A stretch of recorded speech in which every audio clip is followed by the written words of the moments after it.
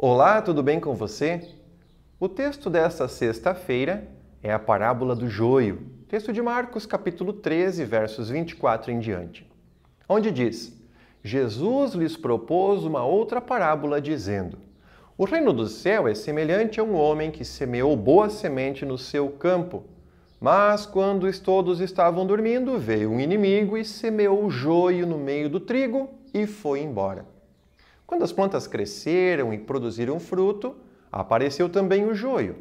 Então os servos do dono da casa chegaram e pediram: Patrão, o senhor não semeou boa semente no campo? De onde então vem o joio? Ele, porém, lhes respondeu: Um inimigo fez isso. Mas os servos lhe perguntaram: O senhor quer que a gente vá e arranque o joio? E o dono da casa respondeu: Não. Porque ao separar o joio, vocês podem arrancar também o trigo. Deixem que cresçam juntos até a colheita, e no tempo da colheita eu vou dizer: ajuntem primeiro o joio, arranquem e joguem no forno para ser queimado, mas o trigo recolham para o meu celeiro.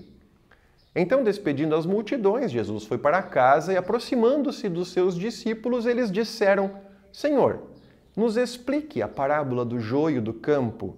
Então Jesus respondeu: O que semeia a boa semente é o Filho do Homem.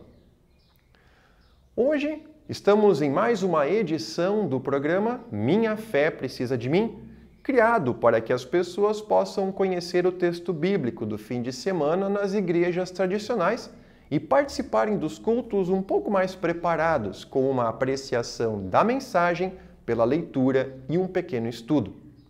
Jesus tinha o costume de falar por parábolas e era até criticado por isso, porque isso confundia algumas pessoas. Para que nós possamos entender por que Jesus fazia isso, é necessário analisarmos brevemente um outro texto, onde Cristo é chamado de pedra angular e pedra de tropeço.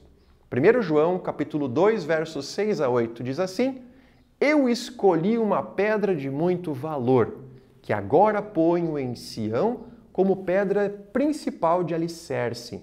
Quem crer nela não ficará desiludido. Essa pedra de muito valor para vocês, aqueles que creem. Mas os que não creem, essa é uma pedra em que as pessoas vão tropeçar, a rocha que vai fazê-las cair. Ao mesmo tempo, Jesus era pedra de salvação e condenação. Aqui a diferença é de que aos crentes é salvação e aos descrentes, condenação. Com essa visão em mente, vamos olhar para a parábola.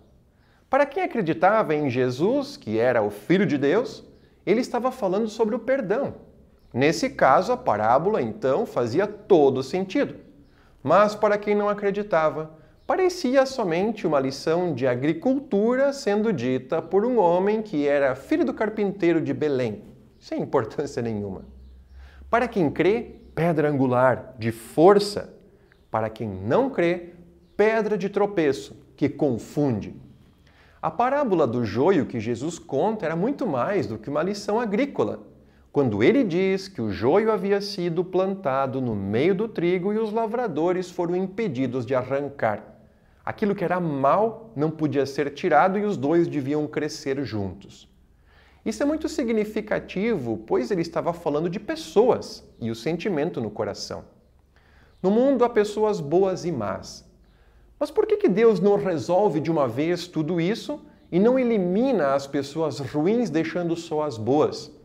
Isso com certeza iria resolver muitos problemas aqui no mundo. Existe um grande perigo.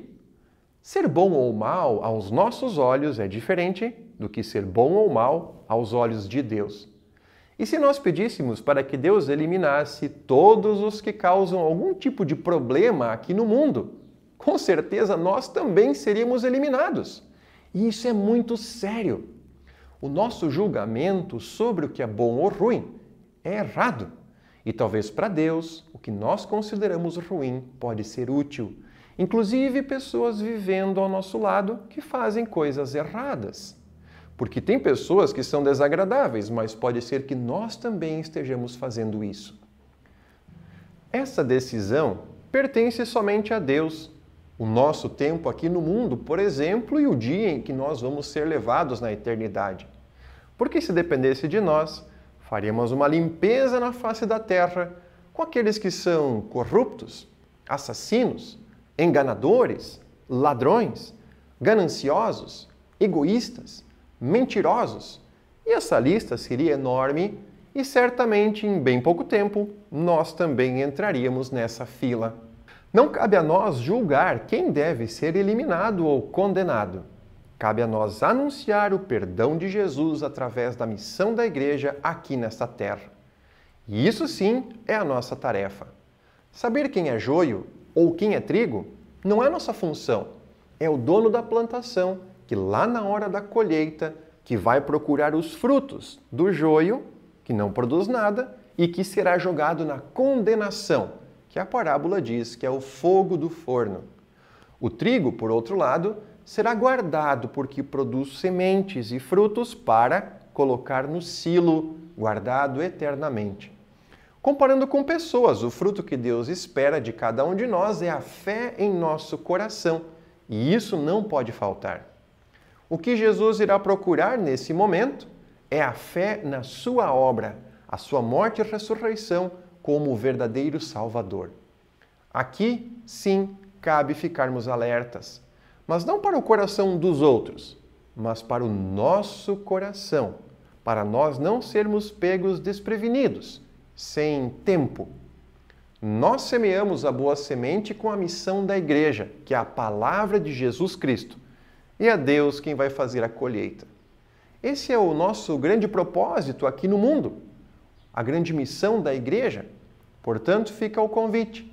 Faça parte daqueles que colaboram na missão de Deus, porque o tempo, sim, está se aproximando. Fiquem bem, obrigado pela companhia e até a próxima.